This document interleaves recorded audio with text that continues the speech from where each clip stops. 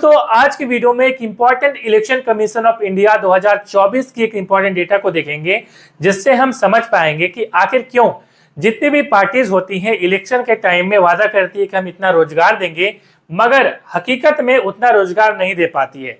जैसा कि हेमंत सोरेन जी ने 5 लाख का वादा किया, पहले ही घोषणा किया है, सरकार बनते ही हम लोग इस राज्य में 5 लाख रोजगार देने का काम करेंगे, मगर उतनी पूरी नहीं हो पाई।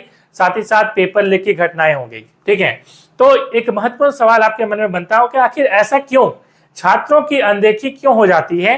तो आज मैं आपको एक इंपॉर्टेंट डेटा दिखाऊंगा और जिससे आप पूरी तरह समझ पाएंगे कि आखिर ऐसा क्यों किया जाता है। ठीक है, तो आपको मालूम है कि अभी फिलहाल छात्रों का जो है वो अभी एग्जाम नहीं हो रहा, अभी नेताओं का एग्जाम हो रहा है, मतलब इलेक्शन हो रही है। इलेक्शन में भाग लें और उसके बाद आप अपने लिए भी जो है अपने एग्जाम के लिए भी तैयार हैं, चाहे जेपीएससी फॉरेस्ट हो, उत्पाद सिपाही हो, चाहे झारखंड फील्ड वर्कर हो। ठीक है, वो तैयारी करते रहें। एनालाइज फॉर ऐप भी आप डाउनलोड कर सकते हैं, वहां भी तैयारी हो रही है। चलिए अब देखिए, यहाँ पे मैं आपको 2 डेटा दिखाने वाला हूँ।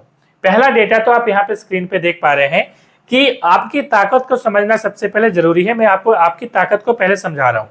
देखिए, आप लोग हैं यूथ, या तो आप 18 से 19 साल के होंगे, 18 से 19 नए जो वोटर्स होते हैं, या आप हो सकते हैं कि 20 से 29 साल के होंगे। ठीक है, तो उस कंडीशन में आप दोनों का परसेंटेज यदि आप देखेंगे कि पॉपुलेशन कितनी है आपकी, तो ये लोकसभा इलेक्शन 2024 का डेटा है, इलेक्शन कमीशन ऑफ इंडिया के द्वारा दिया गया है।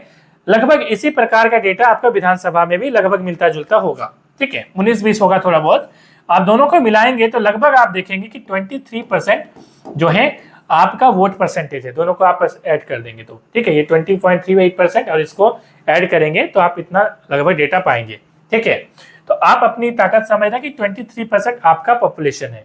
मगर आप पे क्यों ध्यान नहीं दिया जाता, इस पे आपको देखना जरूरी है। देखिए, इलेक्शन कमीशन ऑफ इंडिया ने 2024 में एक डेटा पब्लिश किया और उन्होंने बोला कि क्या होता है कि फर्स्ट टाइम जो वोटर्स होते हैं, ठीक है, तो उनका जो डेटा है 18 से 19 साल जिनका एज है, ठीक है, मतलब ज्यादातर जो फॉर्म भरेंगे इसी एज के भरेंगे। बहुत समय में 21 साल भी मिनिमम एज होती है। ठीक है, लगभग 18 साल में स्टार्ट हो ही जाता है।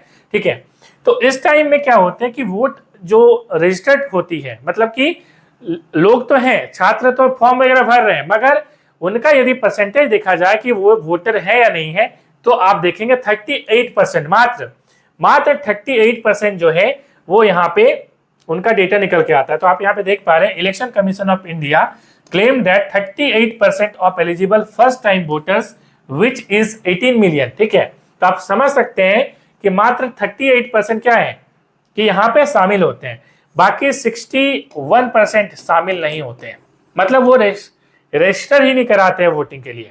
ठीक है, बाकी लोग, मैंने अपना एक्सपीरियंस देखा है कि बहुत सारे छात्र क्या करते हैं कि भाई हमसे एक वोट से क्या फर्क पड़ेगा। ठीक है, और एक एक करके ही बूंद बूंद से पानी जो है पूरा, आपको मालूम है, घड़ा भरता है, समुद्र भरता है।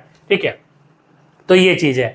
तो इलेक्शन कमीशन ऑफ इंडिया की भी डेटा, और आप अपने दिल से भी पूछिए, क्या आप वोट देने में जो है मतलब कि जाते हैं, पार्टिसिपेट करते हैं, तो आपका आंसर होगा शायद नहीं। तो आप वोट अपना जरूर दीजिए और इलेक्शन कमीशन ऑफ इंडिया के द्वारा जो इस बार का डेटा दिया गया है उसको आप बदलिए झारखंड में कम से कम। ठीक है, और अपनी पावर को दिखाइए, तब आप समझेंगे कि आपकी जो वैल्यू है वो बढ़ेगी। तब कोई भी सरकार आएगी तो आपको यहाँ पे क्या करेगी, तो आपको एम्प्लॉयमेंट देगी। ठीक है, तो ये आपको दिमाग में रखना है। ठीक है, तो आप इसके बारे में क्या ओपिनियन रखते हैं कमेंट में जरूर साझा करिएगा। मिलते हैं नेक्स्ट सेशन में। Thanks for watching.